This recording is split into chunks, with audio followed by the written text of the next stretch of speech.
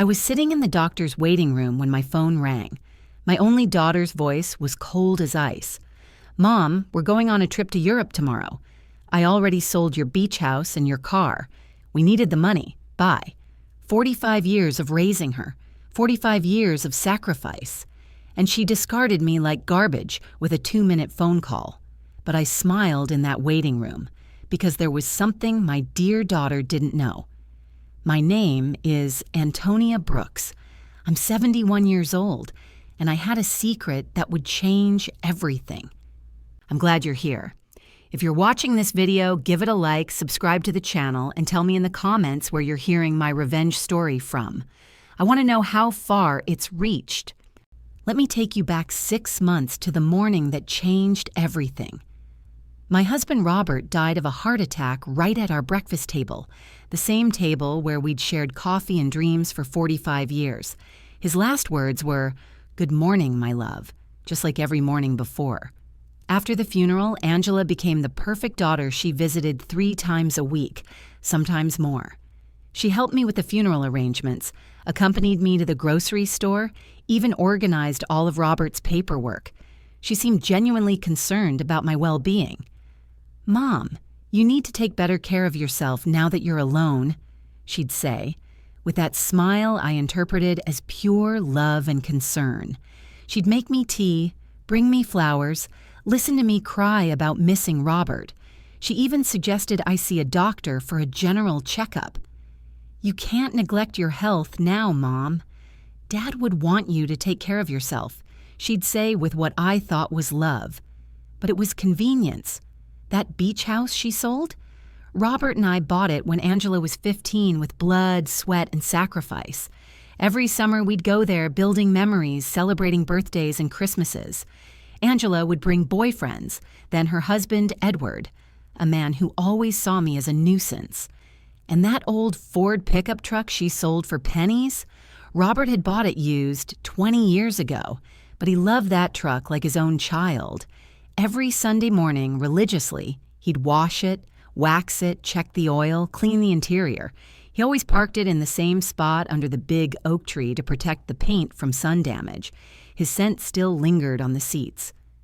That truck was my last tangible connection to the man I'd loved for 45 years, and my daughter had sold it to strangers without a second thought. When Angela hung up that day in the doctor's office, something extraordinary happened. The fog of grief that had clouded my mind for months suddenly lifted. The constant ache in my chest transformed into something else, a cold, clear anger that sharpened my thinking like nothing had since Robert's death. I sat in that waiting room, processing what had just happened. My daughter had called me while I was at a medical appointment, an appointment she had insisted I make, and used that moment to inform me she had stolen everything I owned. The timing wasn't accidental. She wanted me vulnerable, distracted, unable to think clearly or respond appropriately. But as I sat there, a memory surfaced. Something I had completely forgotten in the chaos of grief and funeral arrangements. 3 days before Robert died, he had come into our bedroom carrying a manila envelope. He seemed nervous, which was unusual for my calm, steady husband. "Antonia," he said, sitting on the edge of our bed, "I need you to put this in the drawer of your dresser. If something happens to me, and I'm not saying it will, but if it does, open it after a while.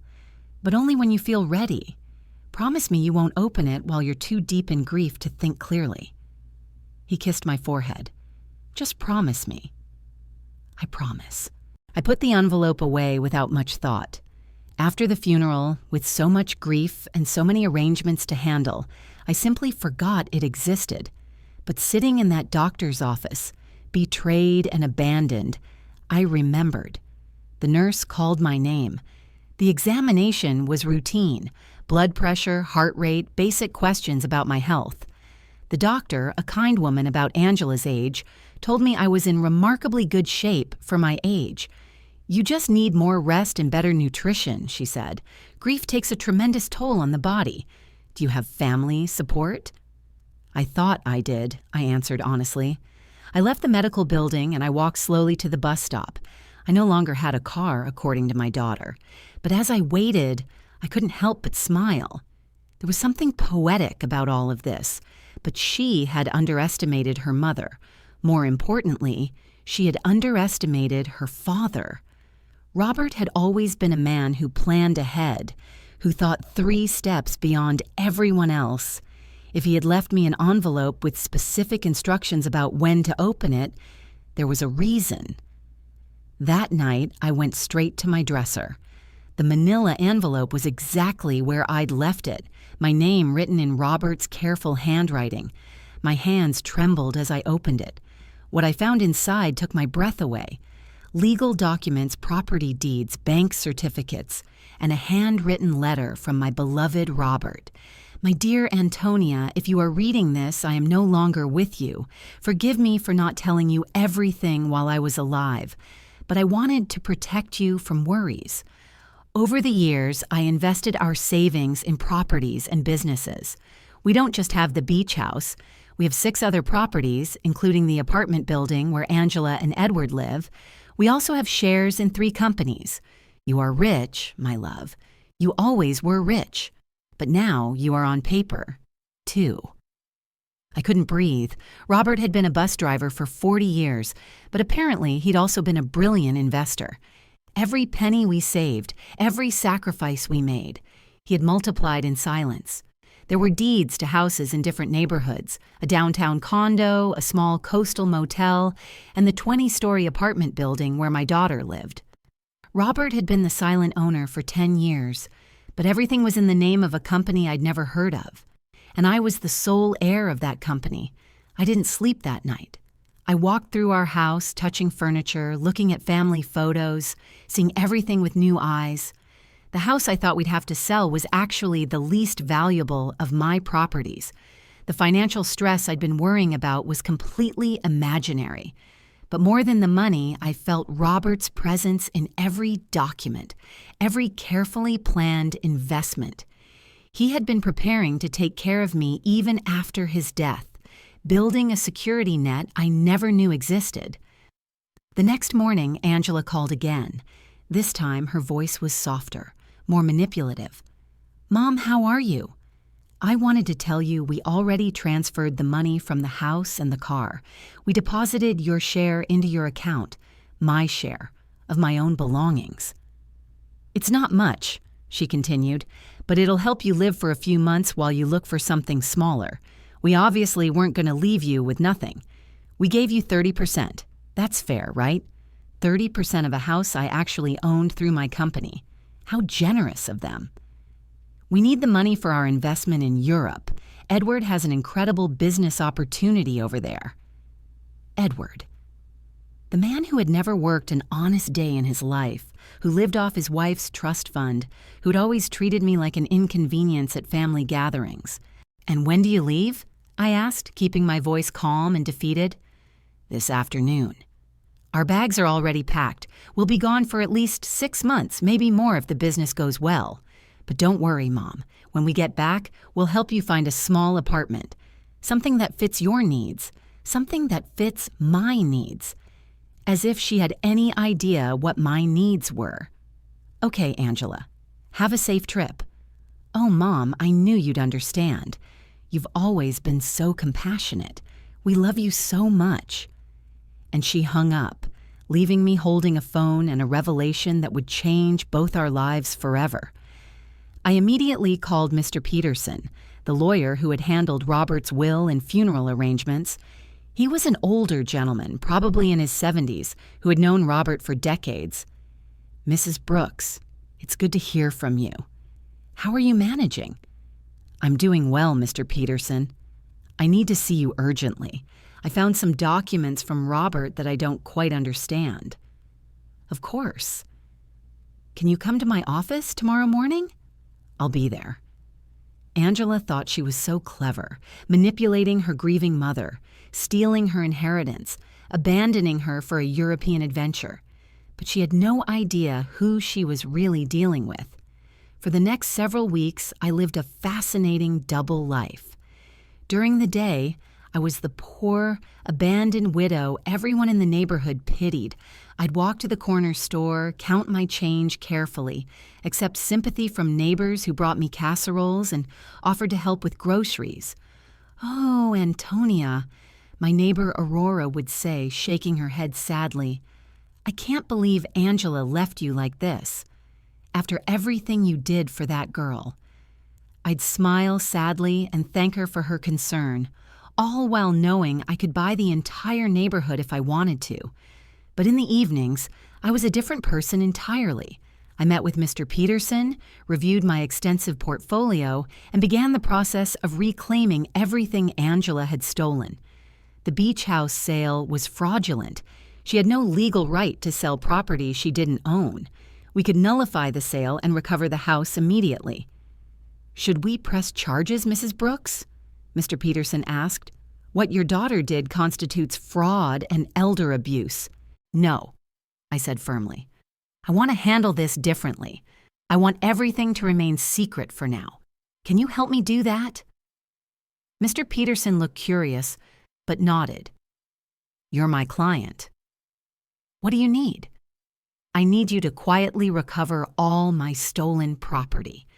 I need you to give me direct control over all my assets, especially that apartment building where Angela lives, and I need no one to know I'm behind any of this.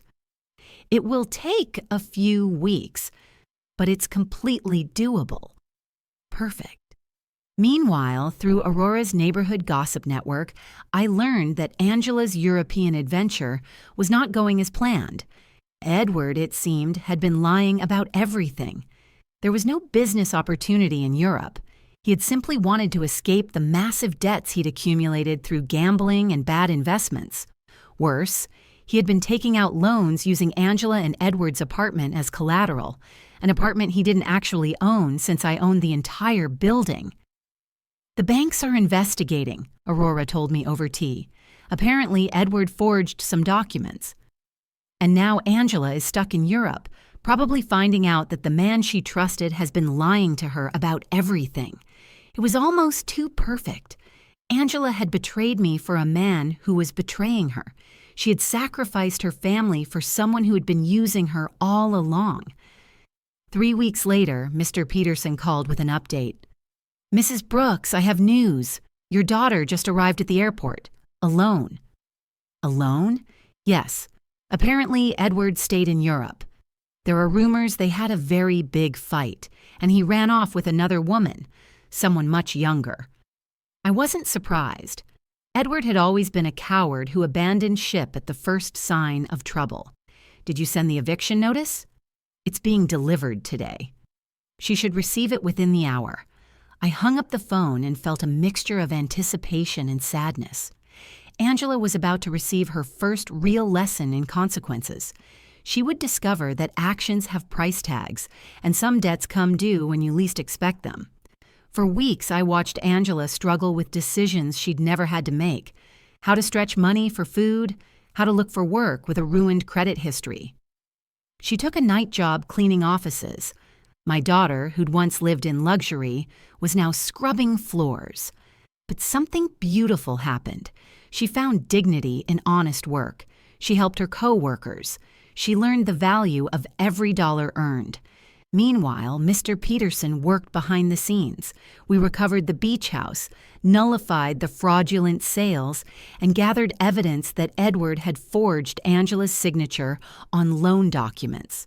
When the time was right, I arranged a meeting at Mr. Peterson's office. "Angela, there's something I need to tell you," I said, as she reviewed documents proving she wasn't responsible for Edward's debts. Her face went from relief to confusion to shock as Mr. Peterson showed her the property deeds, bank statements, and investment certificates. "Mom, this says you own the building where I lived, and you have other properties, bank accounts, investments." Her voice was barely a whisper. "How long have you known this?" "Since the day you called me from the doctor's office." "You knew all this when I came back asking for help? When you saw me crying every night?" "Yes." The silence was deafening. "Why, Mom? Why did you let me suffer when you could have helped me?" because you needed to learn something you couldn't learn any other way. You needed to learn the value of what you'd lost. When you abandoned me, it wasn't just money you took. It was dignity, love, and trust. Angela's tears weren't of self-pity this time. They were tears of understanding. I abandoned you when you needed me most. Yes. I treated you like garbage. Yes. And you saved me anyway. Yes, but not by giving you money to keep making the same mistakes. I saved you by letting you hit rock bottom so you could learn to save yourself. Even though Angela now knew I could solve all her problems, she chose to keep her cleaning job. I need to finish what I started, she told me. I can't just go back to comfortable life as if nothing happened. She enrolled in social work studies, wanting to help other women in situations like hers. She found purpose in using our resources to help others who'd been abandoned and betrayed. Our relationship transformed. We were no longer mother and daughter united by blood and obligation. We became two women who'd chosen each other after surviving the most difficult test imaginable. 6 months later, Angela graduated with honors, and we established a foundation for women escaping domestic violence. We turned the beach house into a temporary shelter. Robert would have loved that his sanctuary was being shared with families who needed love. One evening, as we sat on the porch he'd built with his own hands, Angela said something that made my heart sing. Mom, this whole experience taught me that true love isn't the one that tells you what you want to hear. True love is the one that teaches you what you need to learn, even when it hurts. Edward had told her what she wanted to hear, that she deserved luxury without effort. I taught her that true wealth comes from work, respect, and genuine relationships. That night, looking at the stars, I spoke to Robert in silence. We did it, my love.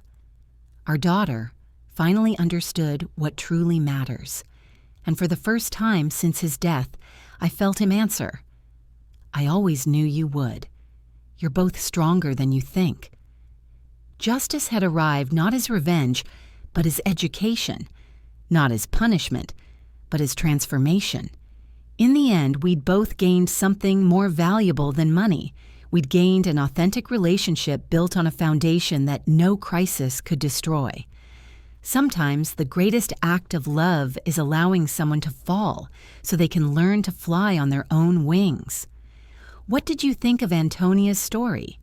Have you ever had to make a difficult choice between helping someone immediately and letting them learn a hard lesson? Share your thoughts in the comments below.